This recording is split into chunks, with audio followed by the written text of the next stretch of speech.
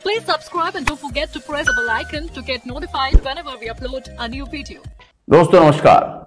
Corona virus एक ऐसी महामारी है जिससे भारत, पाकिस्तान, बांग्लादेश यानी ऐसा कोई देश नहीं जो परेशान ना हो। दुनिया के कोने कोने में ये बीमारी दस्तक दे गई। कुछ देशों ने कहा कि भाई गर्मी आएगी तो ये वायरस खत्म हो जाएगा, लेकिन हुआ नहीं। गर्मी आते आते लाखों की संख्या में लोगों की जो है मरने की खबर आने लगी। रोजाना हर देश में हजारों लाखों की तादाद में कोरोना पॉजिटिव पेशेंट पाए जाने लगे। खुद सुपर पावर देश जो अमेरिका अपने आप को सुपर पावर कहता था, वो भी इस कोरोना महामारी से अछूता नहीं रहा। डोनाल्ड ट्रंप को तो एक्सेप्ट करने में ही बहुत वक्त लग गया, वरना वो इसे बस चाइनीज वायरस कहते थे। ऐसे में जब पूरी दुनिया परेशान है तो भारत ने पूरी दुनिया के लिए एक अच्छी खबर दी है। 15 अगस्त को हमारा देश जो है वो कोरोना वैक्सीन लॉन्च करेगा। अब तक की हमारी सबसे बड़ी खबर है हमारे देश के लिए और इसके साथ ही पूरी दुनिया के लिए, और बाकायदा इसके लिए अब ह्यूमन ट्रायल की शुरुआत भी कर दी गई है।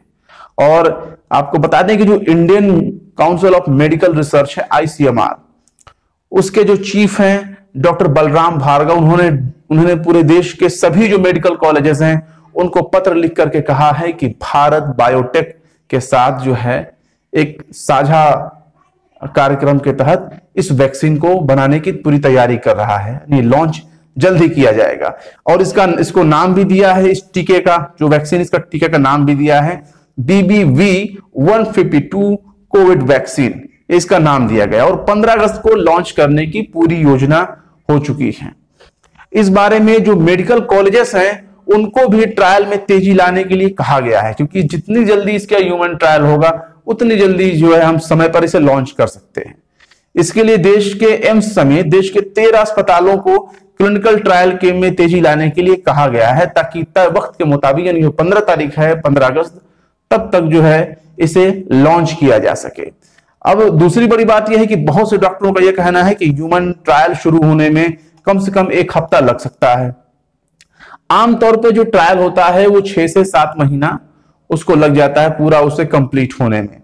लेकिन जिस रफ्तार से ये कोविड की वैक्सीन जो है विकसित की जा रही है और जो है इसको लॉन्च भी करना है 15 तारीख को, यानी 15 अगस्त को, स्वतंत्रता दिवस के दिन, तो इसलिए ये माना जा रहा है कि जो ह्यूमन ट्रायल है उसे काफी तेजी से निपटाया जाएगा और जितनी जल्दी इसे पूरा किया जाएगा उतनी ही जल्दी हम बाकायदा अपनी तैयारी के साथ इसे लॉन्च कर सकते हैं। तो इस वजह से ये हमारे लिए एक बड़ी खबर है। ये कोरोना महामारी की वजह से जितने लोगों ने जान गंवाई है, खासतौर से हमारे कोरोना योद्धा हो गए, पुलिसकर्मी हो गए, इन्होंने अपनी जान पर खेलकर मरीजों को जो है उनकी रक्षा की, हिफाजत की, उनका जो है उनके हेल्थ को ठीक करने की कोशिश की। लेकिन उसके बावजूद भी अब तक ऐसे बहुत से लोग हैं जिनको नहीं बचा जा सकता, खासतौर से जो कोरोना वॉरियर्स हैं।